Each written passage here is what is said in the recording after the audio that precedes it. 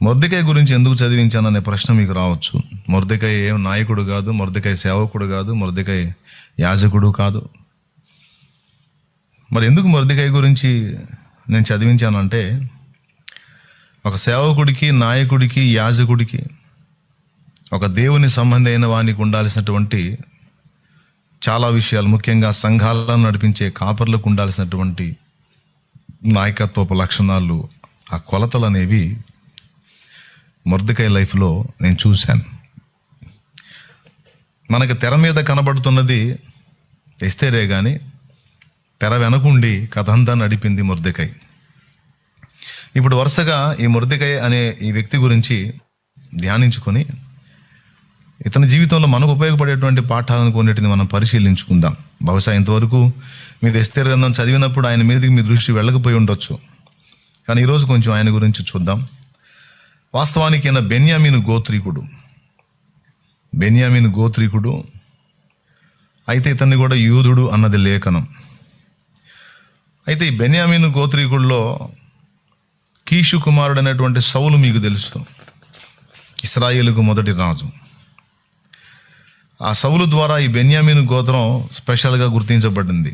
పాత నిబంధన సౌలు బెన్యామీను గోత్రీకుడే, క్రొత్త నిబంధన పౌలు కూడా బెన్యామీను గోత్రీకుడే. ఈ బెన్యామీను గోత్రంలో గుర్తింపదగినటువంటి వ్యక్తులలో ఈ పాత నిబంధన సౌలు, క్రొత్త నిబంధన పౌలుతో పాటు మొర్దెకై కూడా ఒక లైన్లో ఉన్నాడు, అండ్ ఎస్తేరు కూడా. వీళ్ళంతా ఆ గోత్రానికి చెందిన వాళ్ళు. అయితే ఈ మొర్దెకై బానిసగా కొనిపోబడ్డ వ్యక్తులలో ఈయన కూడా ఒకడు.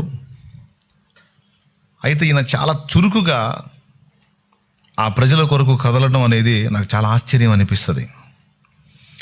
మళ్ళీ ఎస్తేరు గ్రంథంలో ఈ ఎస్తేరు, మొర్దెకై పేర్లు తప్ప ఏ యూదుడి పేరు, ఏ గోత్రీకుడి పేరు మనకు వినపడదు. అంటే అహస్వేరోషు రాజు, అలాగే హేగే వాళ్ళ సంగతి పక్కన పెడితే మిగిలిన వాళ్ళ పేర్లు ఎవరి పేర్లు కనపడవు. మొర్దెకై పేరు, ఎస్తేరు పేరు కనపడదు. అంటే చెరగొని పోబడిన వారు చాలామంది ఉన్నారు యూదులు. దాదాపు అహస్వేరోషు పరిపాలన 127 సంస్థానాలు ఆయన పాలించాడు. వాటన్నిటా కూడా యూదులు ఉన్నారు దాదాపు చాలా ప్రాంతాల్లో. కానీ వాళ్ళెవ్వరి పేర్లు ప్రస్తావనకు రాకుండా కేవలం మొర్దెకై పేరు, ఎస్తేరు పేరు మాత్రమే బయటకు వస్తుంది. అంటే వాళ్ళంతా ప్రధాన భూమిక పోషించారనమాట. అందులో మొర్దెకై అగ్రగణ్యుడిగా చెప్పవచ్చు. ఇక పాయింట్ నెంబర్ 1, ఎక్కువ టైం తీసుకోకుండా ఆయన విషయంలో మనం ధ్యానాంశంగా గుర్తుపెట్టుకోవాల్సిన కొన్ని విషయాలు మీకు అందిస్తాను నేను. మొట్టమొదటిది, ఇతను ఏ గోత్రీకుడో మీకు అందించాను. బెన్యామీను గోత్రీకుడు, ఎస్తేరు కూడా ఆ గోత్రానికి చెందిందే. ఇక్కడ తన పినతండ్రి కుమార్తె అయిన హదస్సా. పినతండ్రి అంటే రైట్, మందిరంలో కూర్చున్న కూడా కనపడుతున్నాను నాకు దైవజనులు, సంతోషం, వారికి కూడా వందనాలు. రైట్ కనపడుతున్నారు, వాళ్ళు కూడా కనపడుతున్నారు, సంతోషం.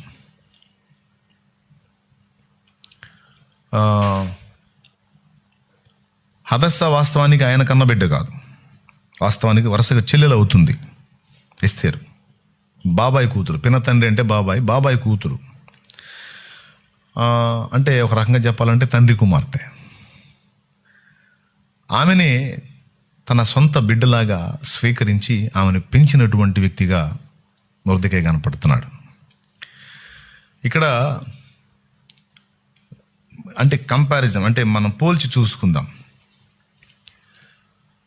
ఈ లోకంలో మనం దేవుని సంబంధం, దేవుని ప్రజలమే అయినా ఈ లోకంలో విమోచన లేని ఈ లోకంలో, విడుదల లేని ఈ లోకంలో, చీకటి నిండిన ఈ లోకంలో దేవుని ప్రజలుగా మనం ఉన్నాం, కానీ బానిస బ్రతికే బ్రతుకుతున్నాం. పాయింట్ నెంబర్ 1, బానిస బ్రతుకుతున్నాం. ఎలాగంటే లోకములో చెప్పబడిన అధికారాలు మన మీద ఏలుబడి చేస్తున్నాయి. మన శరీరము విమోచింపబడని మన దేహము, పాపానికి నిలయంగా ఉన్న మన దేహము, అలాగే అందులో ఉన్న పాపము మనల్ని బానిసలుగా చేసుకొని ఏలినటువంటి అనుభవం మనకు తెలుసు. పాపము చేయి ప్రతివాడు పాపమునకు దాసుడు అన్నాడు యేసయ్య. యేసు ప్రభుని నమ్మక ముందు మనం పాపం చేశాం. ఆయన రక్తం చేత కడిగి పరచబడ్డాం మనం. ఏది ఒక పాపి అయిన మనుషుడు యేసు రక్తంతో పరిశుద్ధపరచబడ్డాడు. అంతటితో అతడు పరిపూర్ణుడైపోయి ఇక ఏ పాపం లేని పరిశుద్ధుడు కావట్లా. ఈ దేహంలో ఇంకా పాపం తాలూకు పని జరుగుతున్నందున ఇంకా పాపం యొక్క ప్రభావం అనేది మన మీద పనిచేస్తూనే ఉంది. అది నిరంతరం మనల్ని లోబరుచుకోవడానికి, బానిసలుగా చేసుకోవడానికి మన దేహంలో ఉన్న పాపం ప్రయత్నిస్తూనే ఉంది. Praise the lord.